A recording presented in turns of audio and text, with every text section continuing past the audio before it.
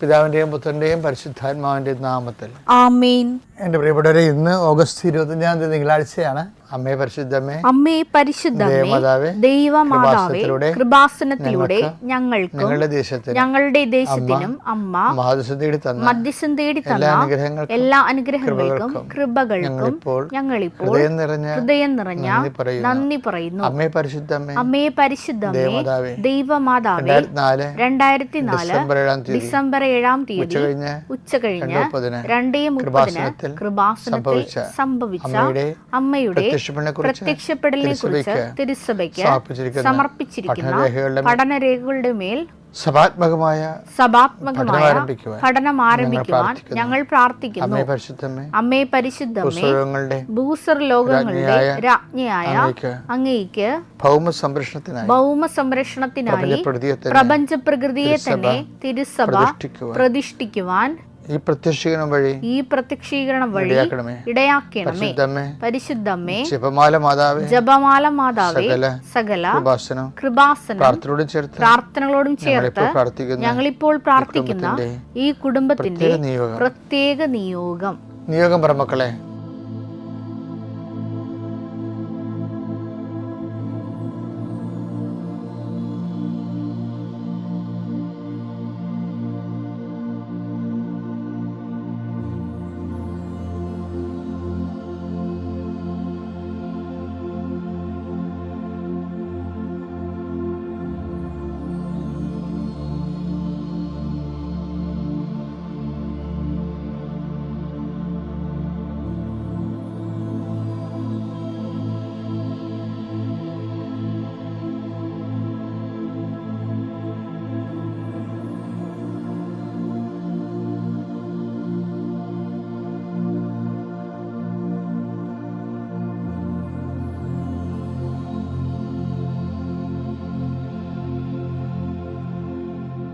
അമ്മയുടെ പ്രത്യക്ഷീകരണത്തിന്റെ ഈ അനുഗ്രഹവേളയിൽ ഞങ്ങൾക്ക് സാധിച്ചു തരുവാൻ കനിയണമേ.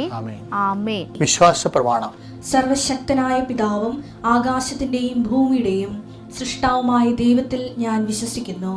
അവിടുത്തെ ഏകപുത്രനും ഞങ്ങളുടെ കർത്താവുമായ ഈശോ മിശിഹായിലും ഞാൻ വിശ്വസിക്കുന്നു. ഈ പുത്രൻ പരിശുദ്ധാത്മാവിനാൽ ഗർഭസ്ഥനായി കന്യകാമറിയത്തിൽ നിന്ന് പിറന്ന് പൊന്തിയോസ് പീലാത്തോസിന്റെ കാലത്ത് പീഡകൾ സഹിച്ച് കുരിശിൽ തറയ്ക്കപ്പെട്ട് മരിച്ച് അടക്കപ്പെട്ട് പാതാളങ്ങളിൽ ഇറങ്ങി മരിച്ചവരുടെ ഇടയിൽ നിന്ന് 3-ാം നാൾ ഉയർത്ത് സ്വർഗത്തിലേക്ക് എഴുന്നള്ളി സർവശക്തിയുള്ള പിതാവായ ദൈവത്തിന്റെ വലതുഭാഗത്തിരിക്കുന്നു.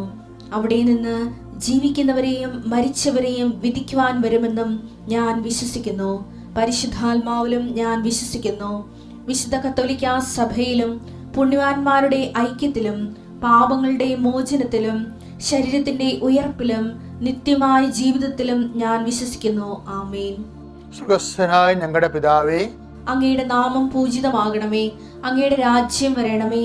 അങ്ങയുടെ തിരുമനസ് സ്വർഗത്തിലെ പോലെ ഭൂമിയിലും ആകണമേ. അന്നു വേണ്ടുന്ന ആഹാരം ഇന്ന് ഞങ്ങൾക്ക് തരണമേ.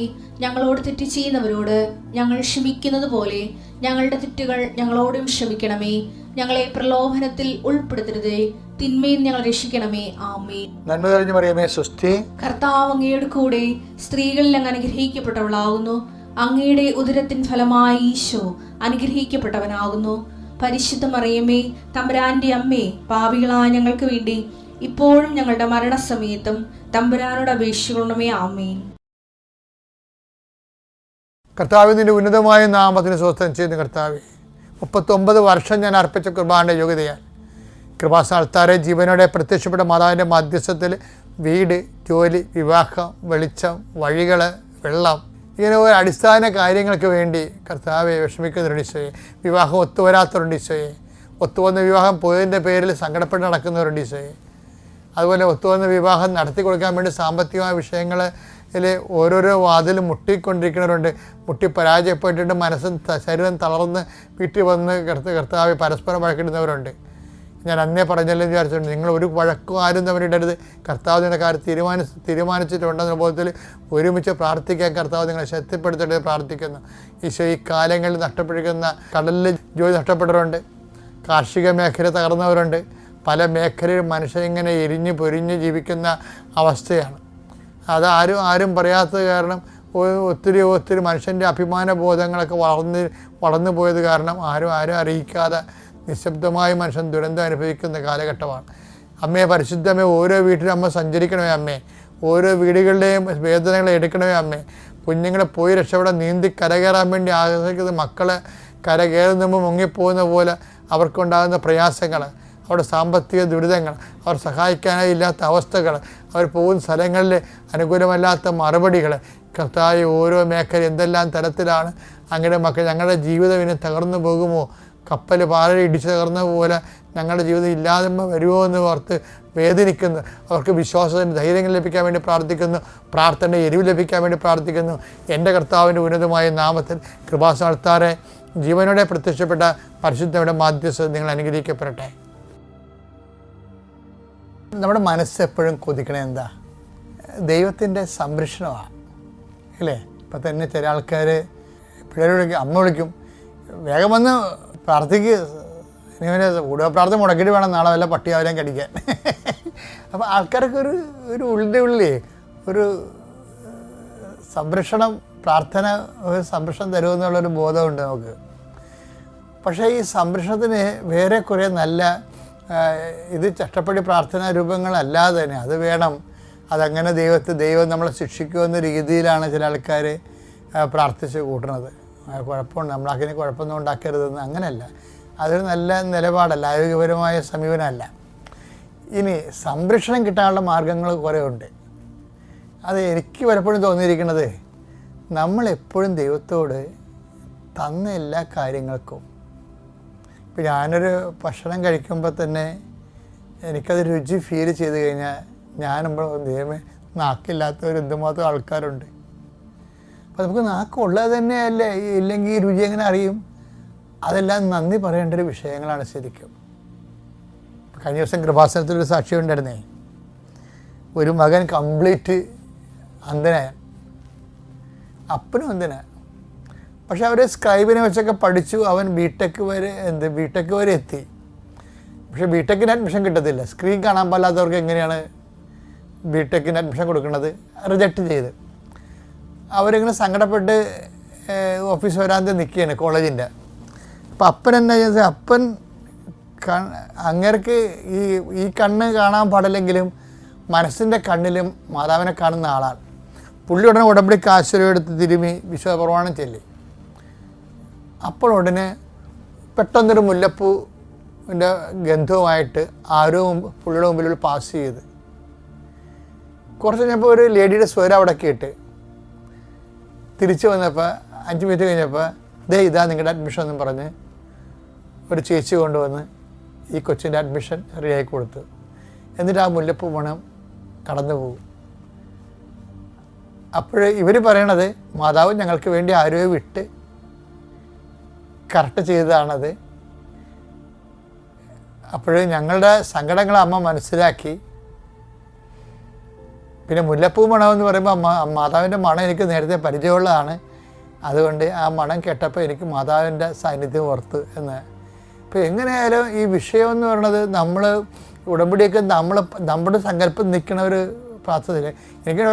എനിക്കൊരിപ്പം തോന്നിയിട്ടുണ്ട്, ആൾക്കാരുടെ സാക്ഷ്യം കേൾക്കുമ്പോഴേ കാലം കാത്തിരുന്നൊരു പദ്ധതിയാണെന്ന്.